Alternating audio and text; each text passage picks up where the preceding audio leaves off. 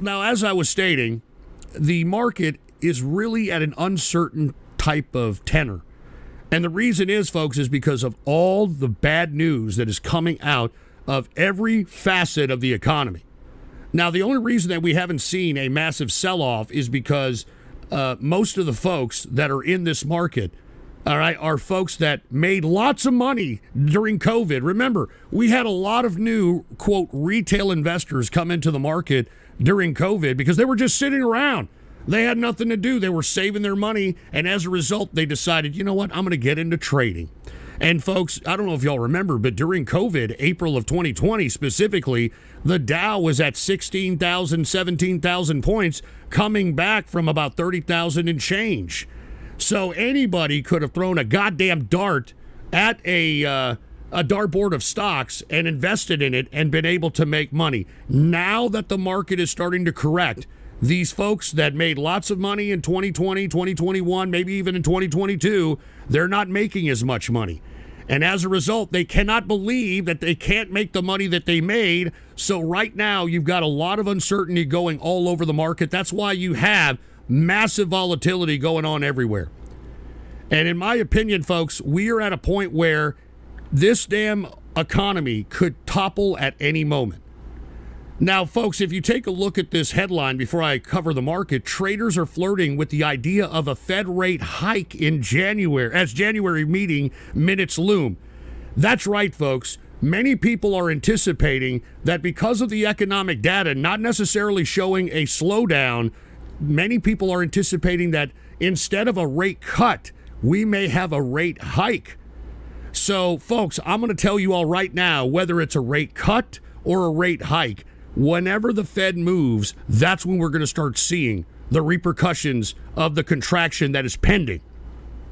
That's when many of us are going to actually physically feel it.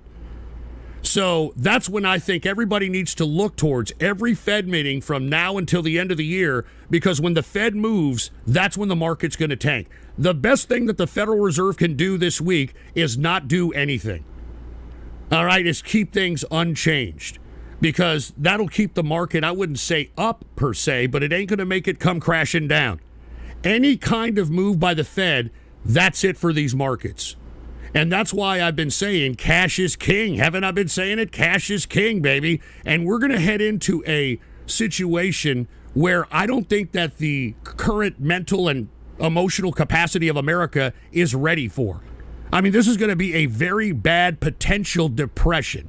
Now, gold, folks, you know, it's fledgling, and the only reason that we're even seeing any kind of positivity in gold is because of the current economic uncertainty. Nobody knows what the Fed is going to do. Like I said, I think the Fed should just leave everything well enough alone and not make a move until the end of the year. But that's my opinion.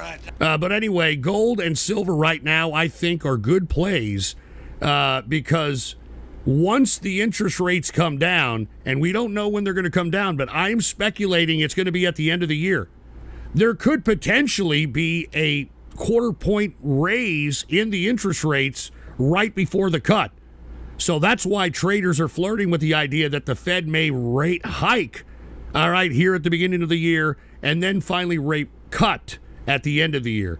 All right, so that's why gold is holding steady at $2,035.90 per troy ounce of gold. All right, and let's go ahead and get to oil, because I don't think oil right now is going to go too much higher than this, minus some kind of international conflict. All right, and I'm talking major international conflict, and the reason is because we're starting to see the economy slow down, and I'm talking about the United States economy. Less people are going out driving.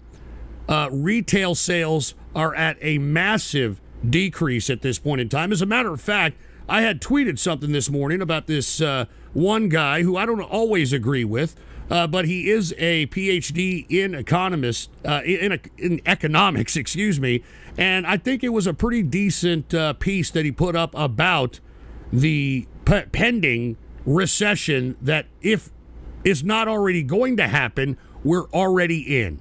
All right, so let me go ahead and play that for the folks that didn't get on Twitter. Let's go ahead and play it. Here it is. Retail sales are crashing as the American consumer finally hitting the cat food. In a recent video, I mentioned how there are three key economic numbers that voters use to rate the economy: inflation, GDP, and consumer spending. In that video, I mentioned that robust consumer spending isn't so much optimism for the future at the moment as people trying to keep their head above water. Exhibit A being soaring default rates. The problem with debt-fueled consumer spending, of course, is that it is unsustainable. Every month, the debt gets bigger, not least because the 600 million credit cards in America charge 25% interest. Note, 49% of American cardholders are currently carrying a balance, meaning they are paying 25% interest. Now, did you hear that? Most people right now are paying 25% interest on purchases that they've made within the past 2 years. And on top of this, folks, we are at all-time highs when it comes to household consumer debt. It is at $17.5 trillion of consumer household debt at this point in time. And that's not including all the housing debt that we have in mortgages outstanding. That's not including all the car notes that are outstanding. That's not including all the student debt that we have outstanding. So right now, folks, most people, their outgoing expenses, aside from all the food and the high prices of inflation of regular everyday necessities, they're also paying interest more than anything else. And guess what? Ghost isn't paying interest because I'm liquid, baby. I ain't some idiot who is debt rich. All right? And I'm going to explain the difference because I did mention, the crash that's coming will highlight those who are liquid and debt rich. And I'll explain that in a minute. But play the rest of this. Once again, most people right now, their outgoing expenses is credit card interest. Play it. Which is not far from what the mafia charges. Well, it turns out unsustainable comes at you fast. Fresh numbers last week say retail sales are tanking. They fell 0.8% on the month. That's an annualized drop of almost 10%, which would qualify as a crash. Absolutely. A contraction of 10% in retail sales shows that the retail investor, the retail consumer is not out spending money right now. You know what I'm saying? It was the worst year-on-year retail spending numbers since the worst of the COVID lockdowns. Incidentally, the previous month was also revised down. As always, Biden's finest statisticians hiding the bad news where the media sun don't shine. In fact, adjusting for inflation, total retail sales in the U.S. are now below the level of 2021, before Joe Biden's inflation took off. Not good. So going on 3 years, we've actually been down. As Zero Hedge put it, the soft landing is morphing into a crash landing. The worst of the month were cars and building materials. In other words, people are pulling back on big-ticket spending, given that cars and houses are by far the most expensive consumer goods. But it was down across the board, with declines in gasoline. People are driving less. As I was just saying, that people are driving less, gas is going down, people are buying less big-ticket items, people are not buying much retail, people are being laid off en masse. This is not looking good. I mean, this is all the pretext for a massive contraction in not only the market, but in the general asset market at any point in time, sometime this year, if not next year. Health, miscellaneous retailers, clothing, even sports equipment as people are staying home. The bigger picture here is that despite media gaslighting on consumer spending, the data says consumers are worried. My colleague E.J. Antoni posted the widely cited Index of Consumer Sentiment from the University of Michigan, which measures how optimistic consumers feel about their finances and the state of the economy. The version that we usually see in the media goes back to 2021, when they were just ending lockdowns with Biden safely installed in the White House. So it looks great because the economy is no longer locked down. But if you zoom out, EJ went back to 1960, it is a very different story. In fact, over those 60 years, consumer sentiment has only been this bad in the middle of recessions. In the middle of recessions. So, in my opinion, we are already in a recession and we really don't know it. And we're not going to know it until we go into a depression. And I'm going to make my case on why this is going to be probably one of the worst economic situations we've seen in some time. Anyway, as I was stating, folks, we are headed into a major economic situation that I don't think that the American people are ready for. I don't think that the American people mentally and emotionally are ready for the type of recalibration of their lifestyles that is going to be forced upon them based upon the economic conditions. I absolutely don't believe they're ready. But let's play the rest of this, and we're going to move on after. So consumers are spending, sure, but they're spending like it's a recession. In other words, they're spending to keep their heads above water. So what's next? Brought to you by Unchained.com. Retail sales now joins industrial production, housing starts, and housing permits as numbers that have all registered stagnation just in the past week. So what does this mean? Much like I've been saying ever since the Federal Reserve decided to start raising rates, I said this looks eerily similar to the 1970s. And this is what this gentleman brings up. And trolling the interwebs with a Rumble rant said, were they mentally ready in 2009? You know what? That's a very good question there, trolling the interwebs. I don't think people were. It was a very devastating recession in 2009. That's why many of the millennials are still failure to launch even after 15 years later, almost 15 years later after that, because they were so devastated. Many of the millennials went into the job market during the 2009 crash, and there were no jobs. And the only jobs were available were part-time work, because Obama decided to pass the Obamacare Act, which forced employers to buy their employees' health insurance, which unfortunately, most of the time, when you have a full-time employee, the labor is less in cost than the actual health insurance. So as a result, what really curbed the economy on top of all the economic mess that ensued during the 2009 crash was the fact that nobody wanted to hire anybody full-time because they didn't want to pay for their health insurance because of the mandate of Obamacare. And that mandate was lifted by Trump, but he needed to get rid of Obamacare because I think Obamacare helped centralize the healthcare system in order for them to pull off the garbage that they pulled off in 2020 during the COVID-19 lockdowns. But absolutely not. They were not ready, and I think it's going to be a lot more devastating than 2009. So cheers to trolling the interwebs. And we got Urinator. When the depression hits, does this mean you and I will be working double time at the glory hole? Jesus, just shut up, for Christ's sake. With inflation now rising for 4 months in a row, that stagnation is quickly morphing into stagflation.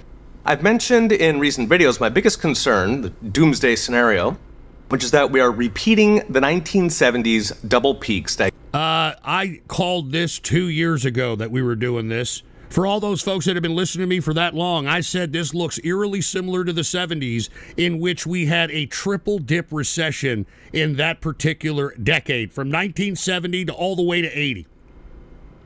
A triple dip recession. I'd buy that for $1.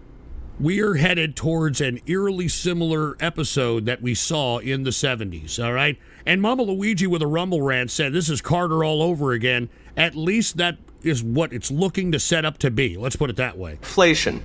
I've mentioned in recent videos my biggest concern, the doomsday scenario, which is that we are repeating the 1970s double peak stagflation.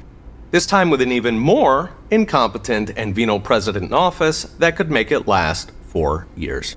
Okay. That is correct. And it's really a combination of factors. Aside from the administration and their current economic policies, I think people need to recognize and take a look at this chart. Now, I showed this chart to the inner circle, and I made my case that, look, this is not looking good. I think everybody needs to recognize that, cash is king right now, and having a hoard of cash is something that, in my personal opinion, is going to suit you very, very well, in my view. Now, I've been telling everybody cash is king ever since the Federal Reserve decided to raise rates. And since they've raised rates, I don't know if y'all seen this, take a look at the annual money supply. As you can see, the money supply, because of the aggressive interest rate hikes by the Fed, has made the money supply of outstanding fiat at its lowest point since the Great Depression. So this is a major factor in my personal view on why we're going to have a major contraction, because we don't have as many fiat currency notes in circulation. So that's why I keep telling everybody that cash is king, because during a time of either a recession or a depression, the folks that are rich under these conditions are those that actually have massive amounts of capital liquid. I'm talking cash. And that's why liquidity is more important. Now, as I stated on that tweet, that this next crash is going to identify who is liquid rich and who is debt rich. Now, many people are asking, Ghost, what the hell does that mean, debt rich? All right? Well, I'll tell you what that means. Are y'all familiar with this guy by the name, I forgot his name. You remember Rich Dad, Poor Dad? You know, that Japanese guy that goes and peddles his fucking book for the past 30 or 40 years? Rich Dad, Poor Dad. Well, this guy is the exact person I'm talking about when it comes to being debt rich. All right? Well, the reason I say that, folks, is because this guy always goes out and tries to promote that he pays no taxes because he operates on nothing but debt. Anyway, put the PC shot on. This guy named Robert Kawasaki, or whatever the fuck his name is. Rich Dad, Poor Dad.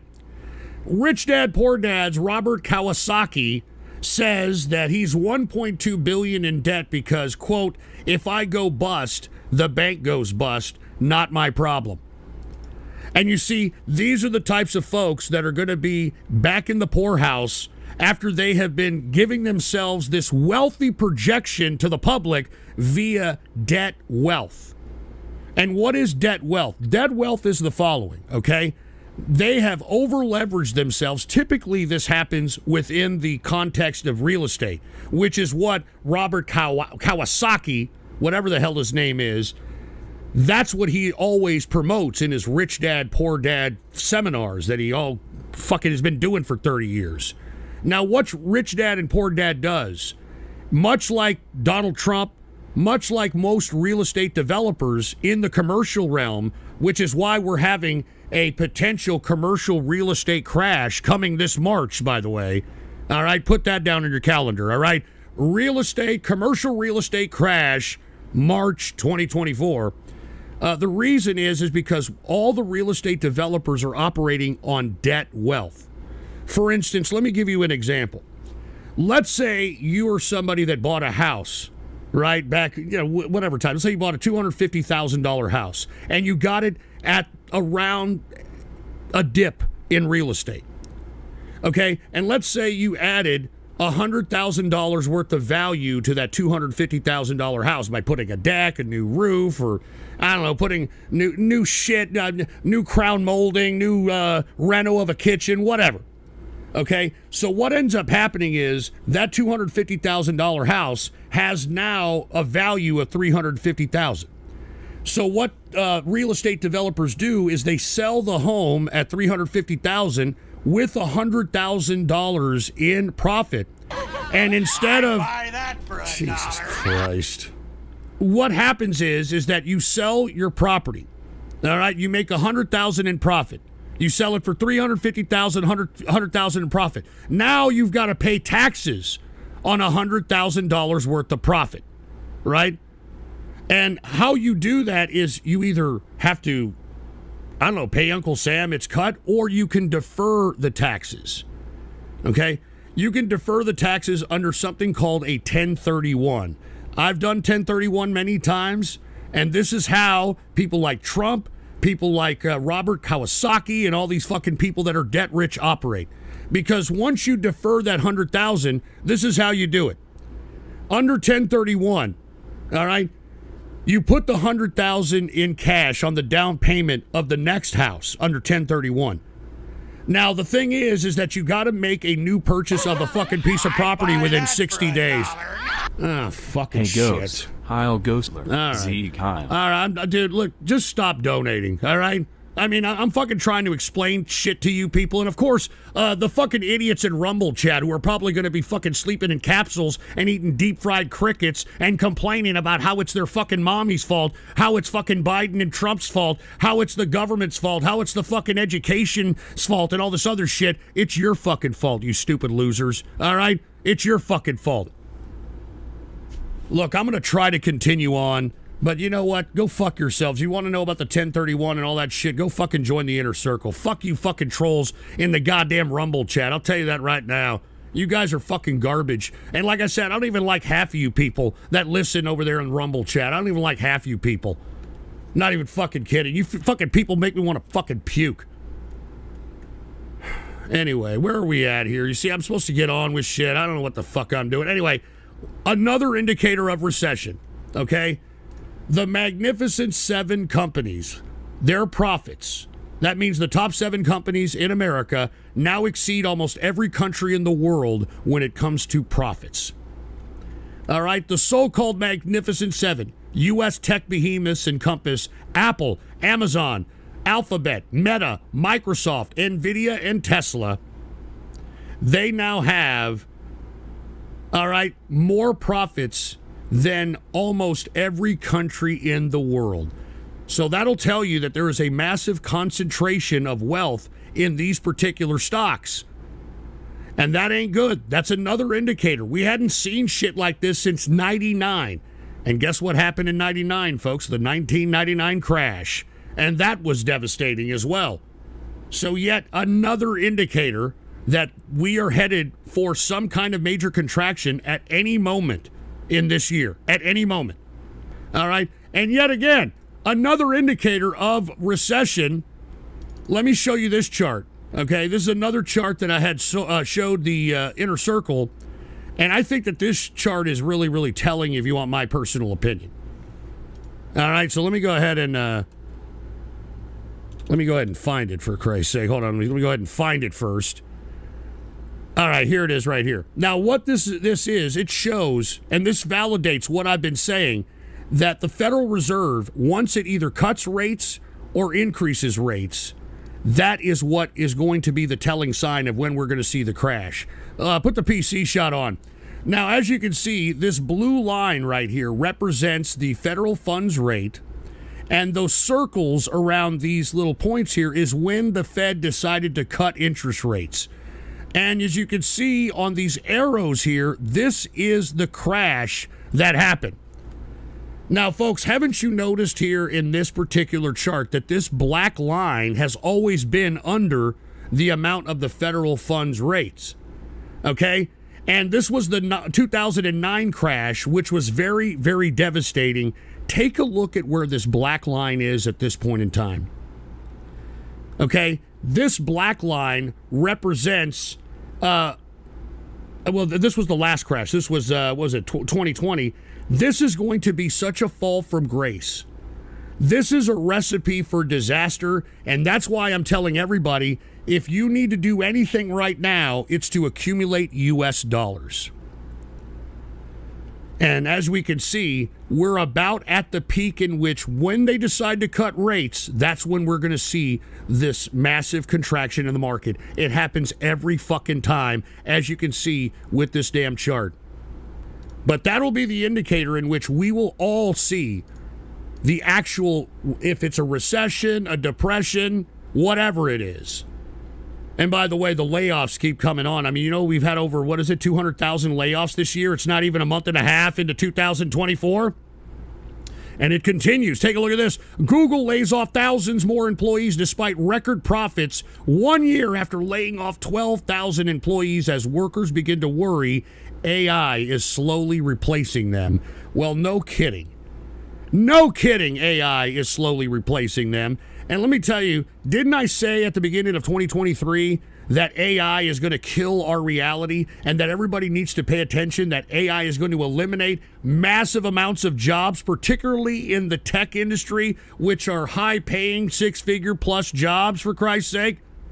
And what are these people going to do, these pompous-ass tech people that are now being laid off, that are used to making six figures and shit? What the hell are they going to do? They have no idea what to do.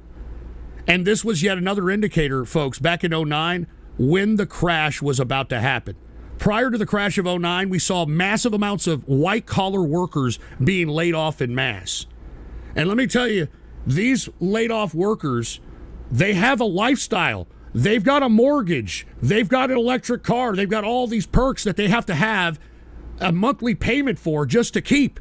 And at some point, whatever savings they have, whatever credit they have extended, it's going to run out, and they're going to have to foreclose, or they're going to have to give up the car. And that's what's happening right now, folks. Right now, that's what's happening. For $1. But anyway, once again, the layoff trend continues, and it should be somewhat concerning to folks that we are headed into a massive, I think it's going to be worse than a recession. I think it's going to be a depression. I think it's going to be a depression. And by the way, all you young people that are always talking about boomer this and it's the boomer's fault and boomer this, will tell you what, you fucking dumbass Gen Zers, you dumbass millennials, you need to start taking the wheel of the institutions of power in this country, because if you don't, I don't know what the hell's going to happen to you stupid idiots. Take a look at this. Silver tsunami. A record number of Americans set to turn 65 this year. A silver tsunami. A record number of Americans are set to turn 65 this year, which, in my view, is yet going to have another effect on the economy. Ah, Christ. HTTPS. But anyway, a silver tsunami, folks. A record number of Americans set to turn 65 this year. And where the hell are the younger generations represented in institutions of power? They're not. You want to know why? Because you young people are too busy, I don't know, living in fantasy land. Living in fucking fantasy land.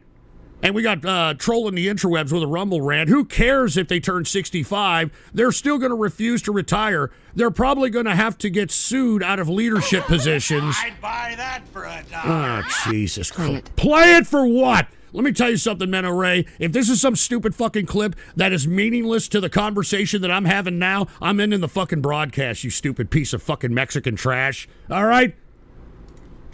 Jesus fucking Christ.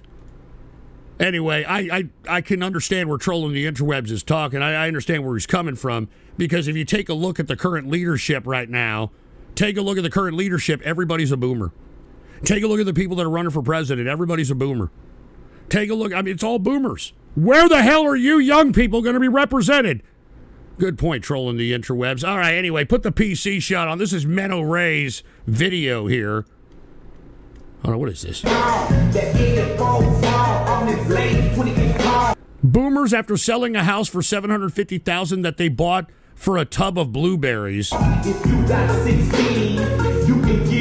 but you know, you young people, you could do the same shit. All right, you could live in a goddamn house for 30 years, pay off the note, and obviously real estate always goes up. You could do the same shit.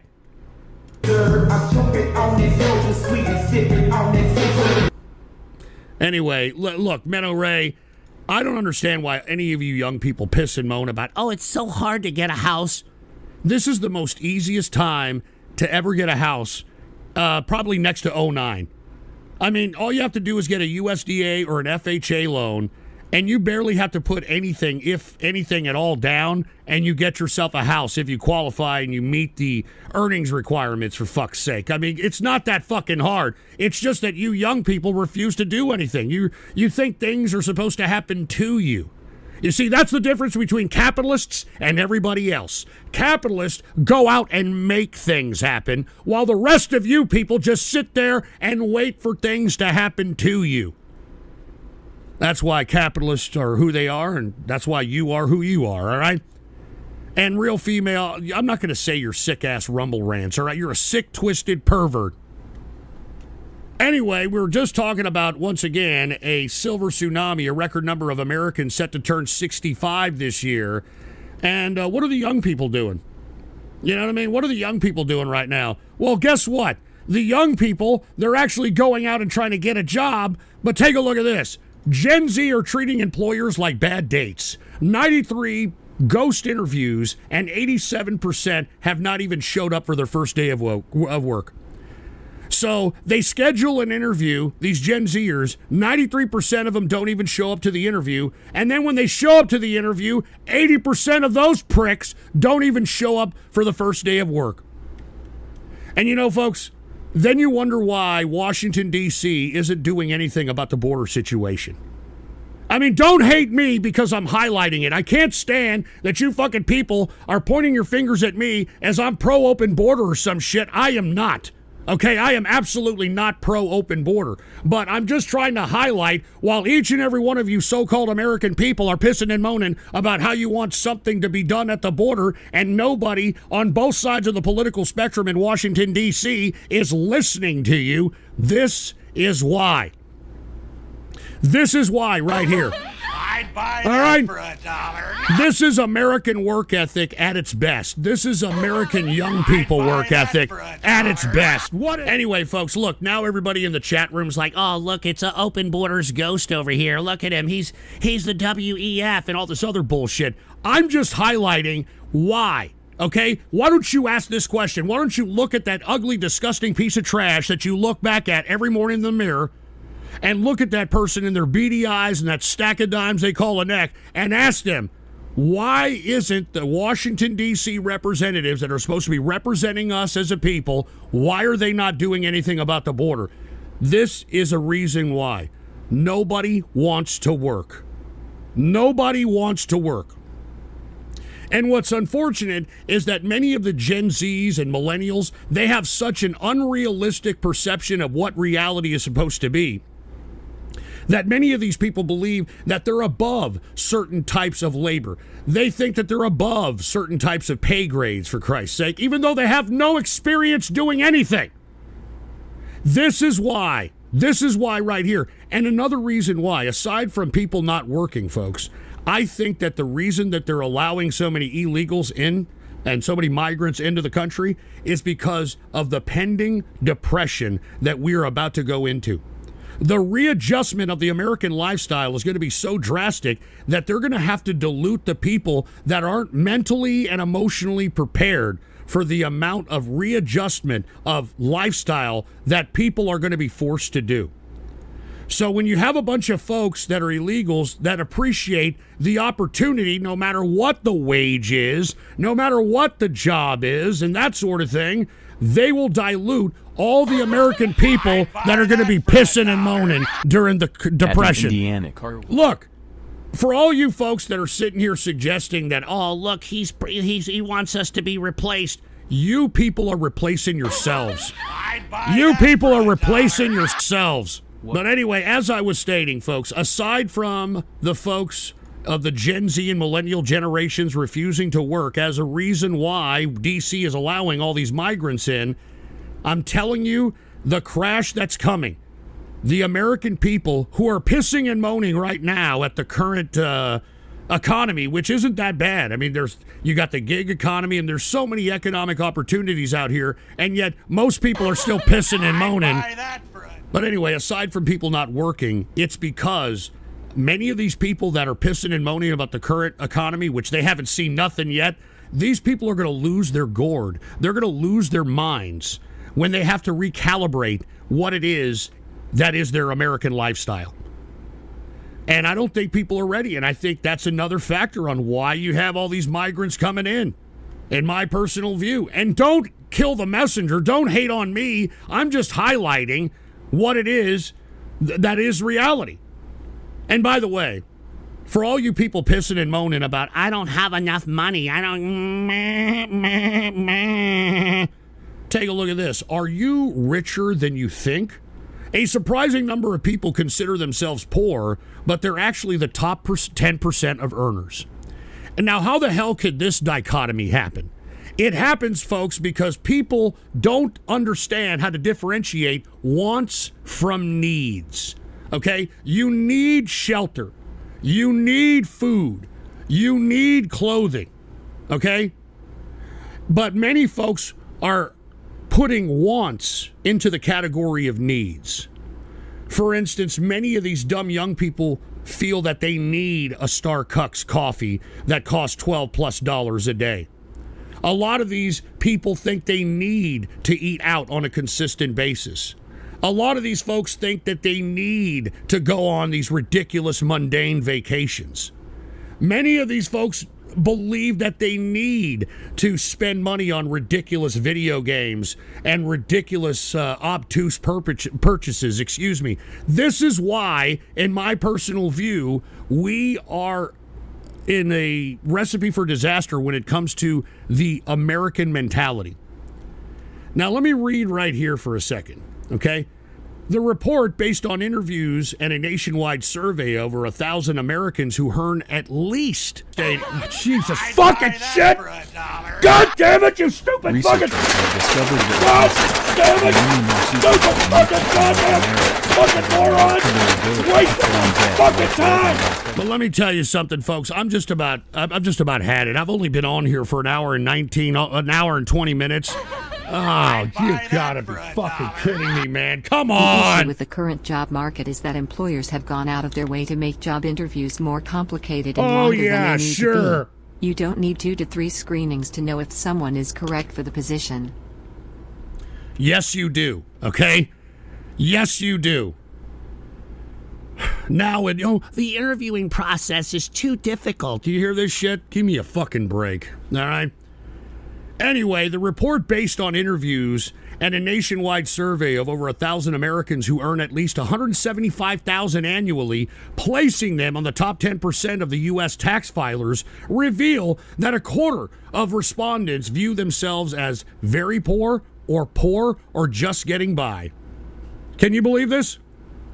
$175,000 a year these people make, and they're claiming that they're very poor, or just getting by. And this is why, folks, this is why the idea, the perception of what American lifestyle is so warped and so miscalculated that when this depression 2.0 finally asserts itself, I don't think that the people are going to be prepared mentally and emotionally to accept what they're going to be forced to accept. And that's why, once again, I think that we are seeing a purposeful neglect when it comes to the border from the folks from D.C. Because they know not only do we need more people to work, we need folks that are going to help recalibrate the new American lifestyle that's going to be readjusted in the next crash. And of course, many of you people that are on the MAGA side are like, oh, he deserved it. I cannot believe that the MAGA folks are Russian simps at this point. And you know what's ironic? Those folks on the side of MAGA are all about deporting migrants, deporting these people, deporting that. Why don't we deport MAGA folks that are pro-Russian? Why don't we prevent Tucker Carlson from re-entering the country? Why don't we, any one of these folks that are like, yeah, I like Russia better than America, why don't we fucking send them on a migrant boat and send them to fucking Russia? Why don't we deport assholes who are anti-American and pro-Russian? How about that? How about that shit? How about we deport these MAGA Putin cum guzzlers that are out here trying to be pro-Russian in America? How about that shit? Anyway, trolling the interwebs said, we will do the 1/3 compromise. For every 3 immigrants deported, we deport a pro-Russia citizen. Pro-Russia could also mean pro-Israel. Now, shut up, all right? I'm not joking around, man. You people that are literally sucking the schlong head of fucking Vladimir Putin and that are praising Tucker Carlson and are praising Russia, you people need to be deported out of my fucking country right the fuck right now, all right? All of you pro-Russian pieces of shit, get the fuck out of my country! You fucking stupid pieces of fucking treasonous shit! Get out of my country! Get out! Get out! Get out! Go now! You piece of crap! Get out of my country, you treasonous pieces of shit!